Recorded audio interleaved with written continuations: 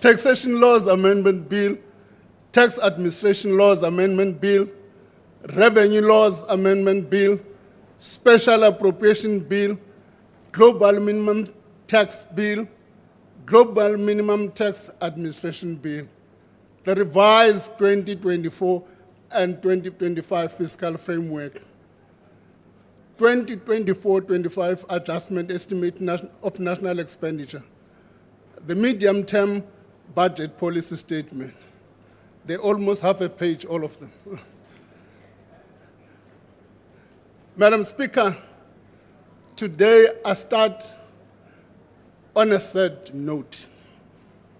In quick succession, our country lost 3 former ministers who, in their own unique ways, made enormous contribution to our democracy. Pravin Gordhan, Tito Mboweni, and Membati Mdladlana were deeply committed public servants, fearless leaders, and true patriots. PMD offers comprehensive car insurance that you can trust from as little as 620 Rand per month. I've been with PMD for almost 10 years. I've been with PMD since 2019.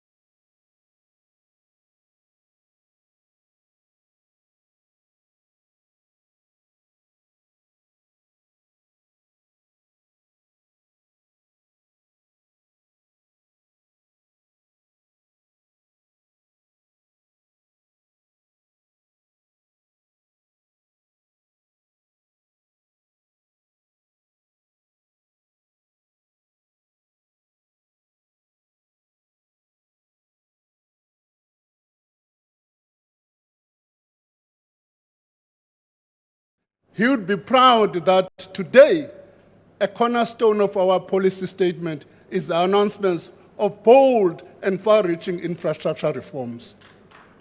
Our wish is that in a small way, this policy statement and the actions it outlines can further the mission they gave their life to, that of a prosperous and a thriving nation. We acknowledge that we are not there yet, but there is a new light, and that is shining down on our country and on our economy. Our recent election demonstrated the resilience and maturity of a young democracy. The formation of a government of national unity in June, combined with the suspension of power cuts since March 2024, a leap in business and consumer confidence, the recent receding of inflation in recent months have raised all our hopes. Ours is to turn the promise of a better life for all into a reality. His Excellency, Mr. President, outlined the 3 priorities of the Government of National Unity. These are to drive inclusive growth and job creation, to reduce poverty and tackle the high cost of living, and to build a capable, ethical, and developmental state. Fittingly, inclusive economic growth is at the center of the work of the Government of National Unity and at the top of the national agenda. This policy statement analyzes the trade-offs and choices that the nation is confronted with, charting the path towards growth, transformation, and action. Madam Speaker, later this year, South Africa assumes the presidency of the G20 from Brazil. The theme for our presidency will be solidarity, equality, and sustainable development. Our presidency is the 4th consecutive one where an emerging economy will lead the forum that influence global economic issues. This is a rare opportunity that only comes around only every 20 years.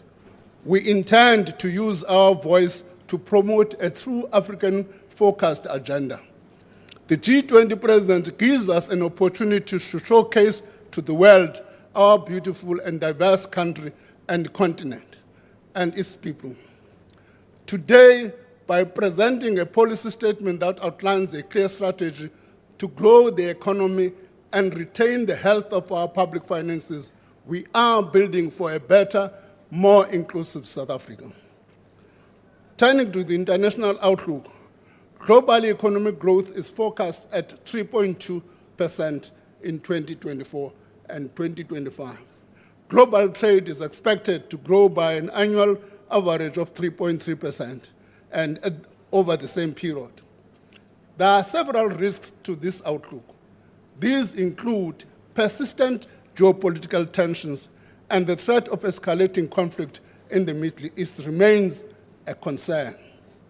Wars elsewhere, such as in the Sudan and the conflict between Ukraine and Russia, threaten regional and international stability as well as global trade. These risks imply that emerging markets and developing countries such as South Africa will continue to face headwinds over the medium term. Domestically, we focus on a real GDP growth of 1.1% in 2024. This is lower than the estimate of 1.3% in February. Over the medium term, growth is forecast to average 1.8%. This underscores the need for higher inclusive growth to meet the aspirations of a better life for all. This policy statement aligns our strategy to lift the economy to a higher and more inclusive growth path. The strategy is anchored in 4 pillars. The first one is maintaining macroeconomic stability. The second one is to implementing structural reforms. Thirdly, is supporting growth-enhancing infrastructure, and lastly, building an ethical and developmental state. Honourable members, Pillar 1 is about a stable, transparent, and predictable macroeconomic framework that creates a conducive environment for businesses and households to save, spend, invest, and grow. The National Treasury has the responsibility for oversight and implementation of macroeconomic policy framework. Anchoring inflation expectation is important for our macroeconomic policy framework, and this is what the Reserve Bank is responsible for. To strengthen this framework, we continue to work on assessing the suitability of monetary policy targets and to improve the levers of macroeconomic policy coordination. Pillar 2 is about implementing structural reforms, including those in Operation Vulindlela. These will continue to strengthen the economy to be more productive and international competitive, accelerating inclusive growth, economic growth, and foster much-needed job creation. The first phase of Operation Vulindlela provides a tangible evidence that structural reforms can reduce economic bottlenecks. It also demonstrates that government can collaborate effectively with business for the collective good. Some of the achievements of Operation Vulindlela include a large pipeline of about 22.5 megawatts of private sector investment in renewable energy projects, a 50% reduction in the cost of data for 1.5 gig, reduction in the waiting period for obtaining water use licenses for almost 90 days, and the introduction of an e-visa system to travelers from 34 countries. Building on these successes, the second phase will continue to prioritize network sectors. In the energy sector, we will continue to restructure the electricity supply industry, establish a competitive electricity generation market, and alleviate constraints on transmission infrastructure. In transport, we will open the freight rail network to private operators to reduce inefficiencies and cost. In water, the focus is on creating independent economic regulation and strengthening the local water service regulatory environment. The second phase will also introduce new focus area that seek to strengthen local government, harnessing digital infrastructure and integrating urban environments to make cities more efficient. Pillar 3 is about effective infrastructure investment to boost economic activity and enable higher growth over the medium term. In this regard, we are implementing reforms that will create conditions to attract greater private sector participation. The reforms include mobilizing significant private sector finance and technical expertise to augment the limited public sector capacity and capability. We are amending the PPP regulation to simplify requirements for undertaking these projects. The amended Treasury Regulation 16 will be published before the end of November for implementation in 25-26. The Municipal PPP Regulation 309 will be finalized by June next year. We are establishing dedicated capacity to plan, prepare, design programs that will generate a credible pipeline of projects that can be taken to the market. The Department of Water and Sanitation Water Partnership Office has 2 priority programs for non-revenue water and recycling wastewater that require private sector investment. Similarly, the Department of Transport, Transnet, and Passenger Rail Agencies of South Africa are finalizing a list of priority projects that will be issued to the market in 25-26. The resolution of the Gauteng Free Improvement Project has unlocked a project pipeline to the value of 85 billion rand for the non-toll network for the next 3 years. We are improving the capital budget process. The budget facility for infrastructure is being reconfigured into a centralized gateway for all large infrastructure projects that require fiscal support to advance. From 2025, the facility will have a continuous evaluation process instead of one window per annum. The National Treasury will, in January, publish a circular to guide the submission of proposal. Lastly, government is making a concerted effort to increase the pool of funders to diversify public infrastructure financing through new mechanisms and instruments. These include build, operate, transfer, structures, and other concessions. We are developing a blended finance risk-sharing platform that includes a credit guarantee vehicle that will help de-risk public sector projects while reducing government's contingent liabilities. Fiscal support is proposed for the projects evaluated in the 2024 BFI window.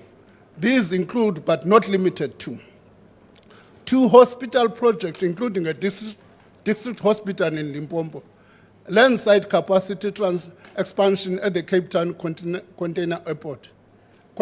terminal, capacity upgrades on the rail network from Watlu to Gqeberha, rehabilitation of water infrastructure in eThekwini, and student housing accommodation at 6 higher education institutions. A request for proposal will be issued this year for funders who are interested in supporting these projects, as well as projects for urban rail revitalization, disaster relief, metropolitan trading services. Funding of these will be separated from the broader sovereign borrowing and be accounted for separately. Collectively, the infrastructure reforms will strengthen planning, appraisal, contracting, financing, monitoring, and evaluation. The outcome will be faster delivery of infrastructure that supports economic growth, the expansion of access to basic services, and boosting job creation. Madam Speaker, our fiscal strategy sets to achieve the fiscal sustainability needed to support inclusive economic growth. It carefully weighs competing demands, making the necessary trade-offs between what is most urgent and what must be must wait given the fiscal constraint. The strategy also supports critical social services and addresses the significant fiscal and economic risks that lie ahead. It does this by prioritizing the following 4 key actions. First, it stabilizes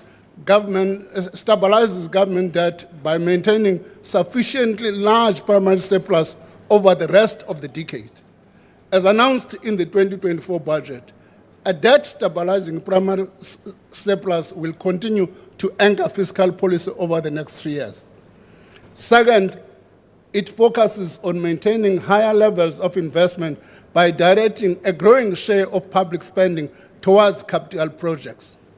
Third, it protects critical services in the context of constrained budget resources.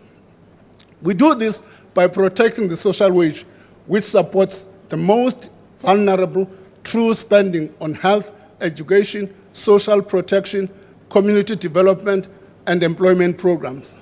Lastly, it focuses on the growth in the public service wage bill by ensuring that public servants are compensated fairly while implementing measures to contain overall cost. Madam Speaker, to achieve the goals of our fiscal strategy, we must better manage our debt. The debt has risen too fast and is too high. We are anticipating that government debt will reach more than 6 trillion or 75% of GDP in 25-26. We know that our debt is unsustainable because debt service costs have become the largest component of our spending, and it is rising faster than economic growth.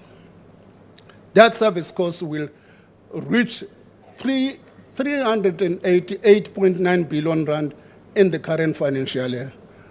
Put differently, this means for every 1 rand of revenue that government raises this year, 22 cents of this is paid in debt service cost. To deal with this problem, we have taken difficult steps to reduce the budget deficit. We have restrained spending and maintained stable tax collection. As a result of our measures, government achieved a primary budget surplus in 23-24 for the first time in 15 years. As I said earlier, the surplus is needed for us to stabilize debt. The primary surplus is not a pot of money. Rather, it is a difference between what government spends, excluding debt service costs, and what government collects in revenue. Over the medium term, the main budget deficit will decline from 4.7% of GDP in 2024-25 to 3.4% in 27-28, with the primary budget surplus rising to 1.8% of GDP. The primary surplus will be sufficient for debt to stabilize at 75.5% in 25-26. Debt will then decline over the rest of this decade. The key impact of this is the debt service costs will also stabilize and begin to decline over the next few years. Madam Speaker, on the revenue side, tax collection for 24-25 is expected to be 22.3 billion lower than we anticipated in February. Over the next 2 years, the main budget revenue is estimated has also been lowered by 30.2 billion. In the absence of faster growth and in the face of external risk, tax revenue will remain under pressure, forcing us to make difficult decisions on where to spend. Lower revenue also means that we cannot, and within the envelope, accommodate all the demands of the fiscus. Difficult trade-offs in all spheres of government will have to be made. By sticking to our debt-reducing strategy and confronting these trade-offs, we can create the necessary conditions for a fast-growing economy that facilitates employment. Our most immediate spending pressures will be addressed despite the weaker revenue. compared to our estimate in February, expenditure for this year will increase mainly for the following: rollovers from the previous financial year to the value of 2.1 billion rand. 2.7 billion rand expenditure that was announced at the time of the main budget, largely for the increase in the social relief distress grant. The unforeseeable and unavoidable expenditure of 2.1 billion rand, mainly for the disaster relief in a number of provinces. A special appropriation bill that mostly covers Sanral's obligations related to phase 1 of the Gauteng Free Improvement Program. A large part of this appropriation is made possible by the Gauteng provincial government, honoring its 3.8 contribution to the debt this year. Over the medium term, consolidated expenditure is expected to increase from 2.4 trillion in 2014-25 to 2.8 trillion rand in 27-28. Honourable members, our democracy is underpinned by a strong independent arms of state. The medium-term spending adjustments are aimed at maintaining the integrity of the key institutions and improving state capability. This is what Pillar 4 is about. It seeks to build a capable state that delivers a reasonable and reliable standard of public service, and that will foster the necessary environment for more growth and jobs. For this reason, additional funding is proposed for Parliament and the Office of the Chief of Justice, mostly to enhance operational capacity in the running of these important institutions. With the local government elections due in 2026, funds have been made set for the Independent Electoral Commission to conduct smooth elections. Additional funding for the South African Revenue Service is proposed. This is to help the organization build on its success by driving programs to enhance the efficiency of revenue collection while enhancing compliance and facilitating legitimate trade. We are also implementing initiatives like early retirement, not to merely reduce the size of the workforce, but also to introduce younger talent to the public service. This is part of building a capable, ethical, and development government. We'll be harnessing digital infrastructure to roll out critical systems in the provision of service delivery in the following focus areas: digitizing and simplifying the application and disbursement process for social grants, broadening access to employment pathways, rolling out digital identification documents, building a centralized and accessible website for all government services, and digitizing health records management for the rollout of national health insurance. Madam Speaker, government proposes allocation of 47.9% of available non-interest spending to national government, 42.3% to provinces, and 9.8% to local government in 25-26. Let me just pause and make a point here.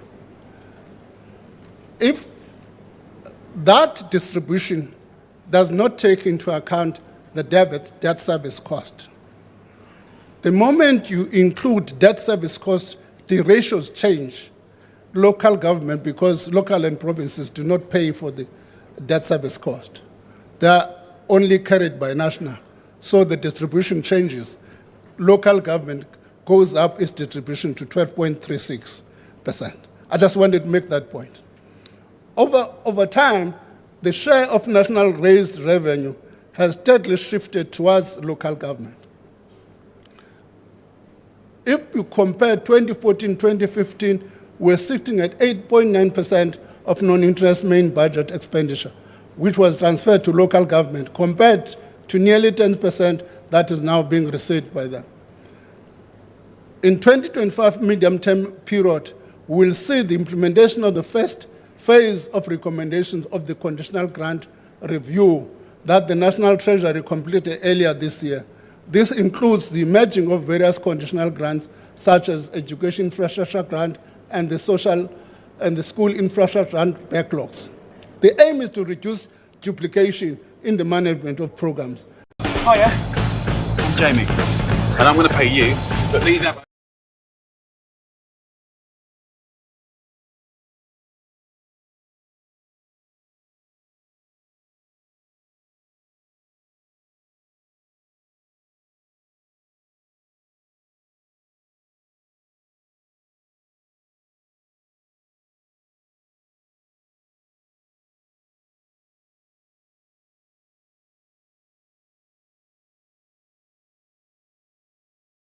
Economic growth and respond to societal needs. Sadly, many of our municipalities face serious governance, planning, and financial management challenges. As things stand, 50 of the 257 municipalities in the country have active financial recovery plans. 3 municipalities are under national intervention, and these are Mangaung, Enoch Godongwana, and Lekwa. The situation is untenable in that regard. And the reality is that national government cannot intervene in all municipalities at the same time. To resolve local government failures systematically, several initiatives are underway. The ESCOM Municipal Debt Relief Program is among these interventions. Since February, when we last reported on the relief program, around 70 of the municipalities that had applied for the debt relief have been approved. Between March and August 2024, compliance with the relief conditions by municipalities improved from 55% to 76%, aided by the National Treasury, Provincial Treasury, and the Municipal Finance Improvement Program.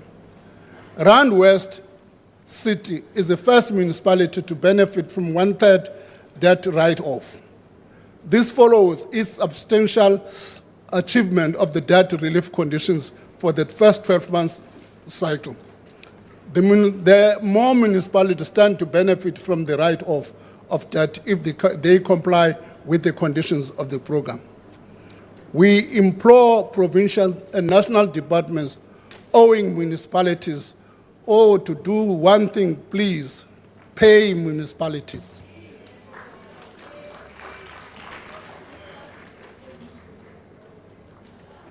In turn, they should be able to pay other things.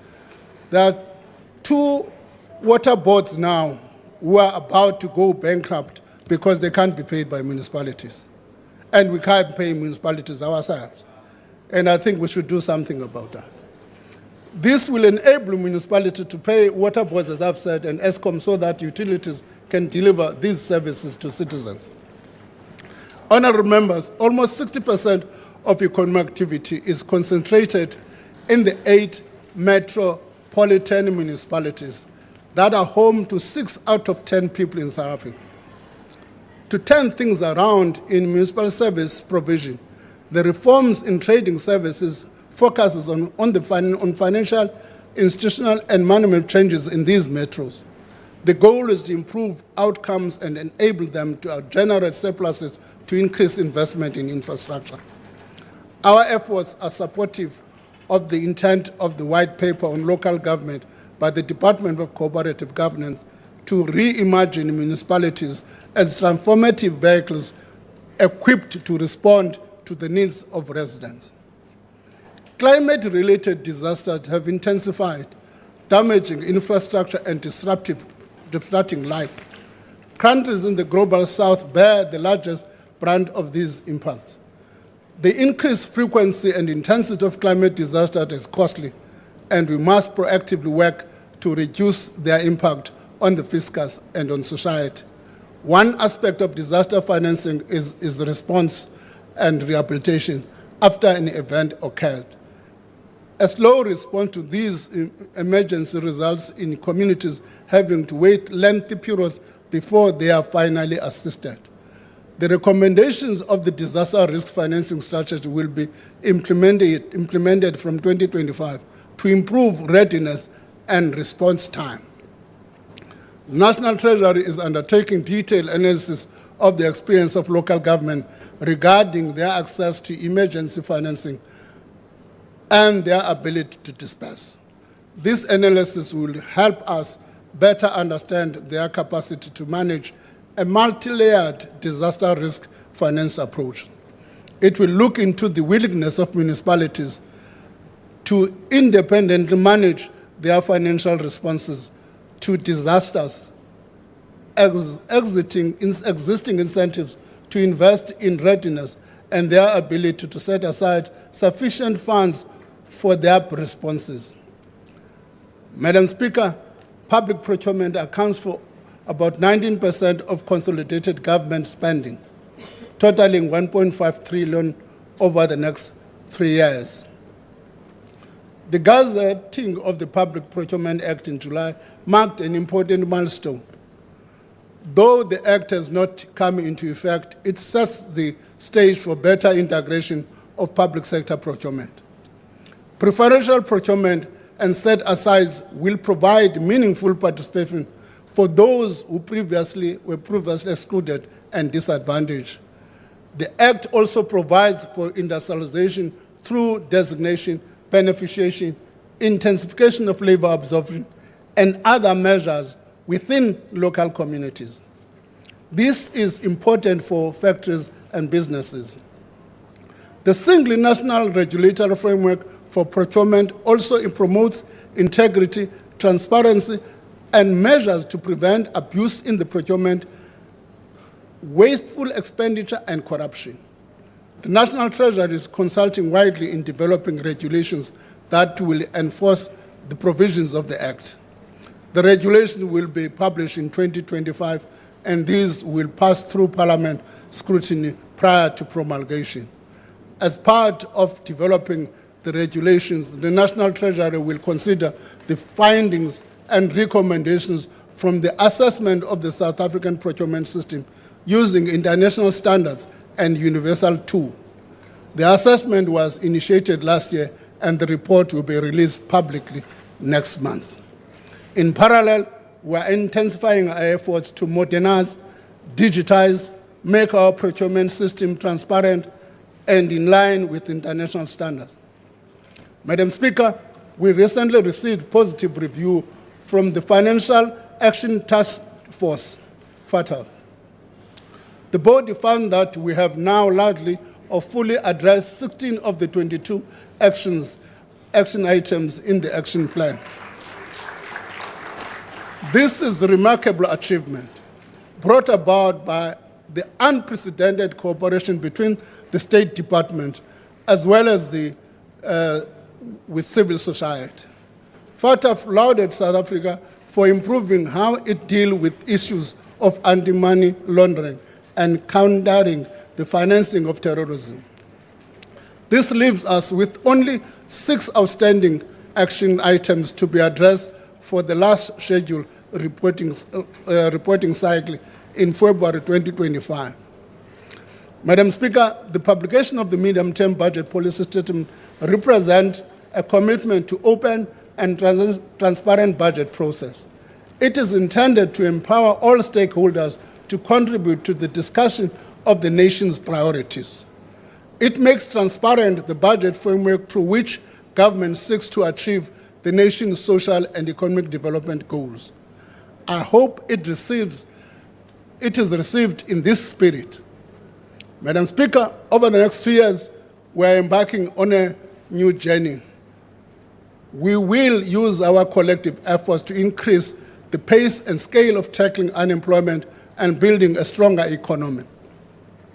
We will turn the fresh sense of hope, energy, and fellowship into action.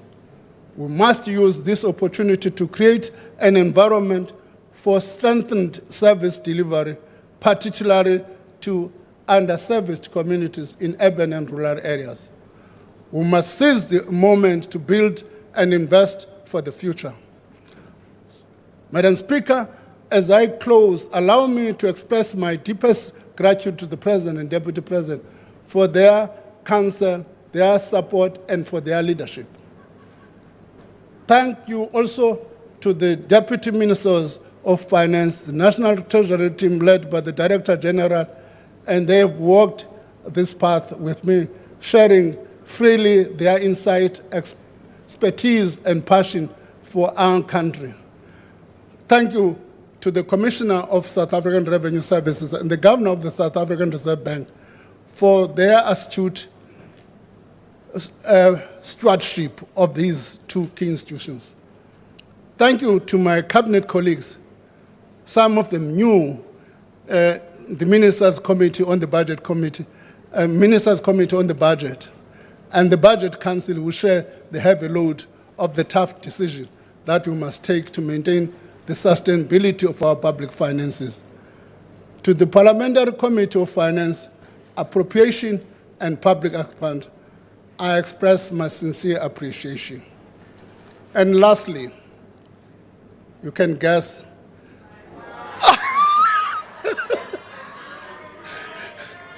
and lastly, to my wife and my family for their consideration and support in unending things. And lastly, thank you to each and every South African. I thank you. Thank you, Honorable Minister.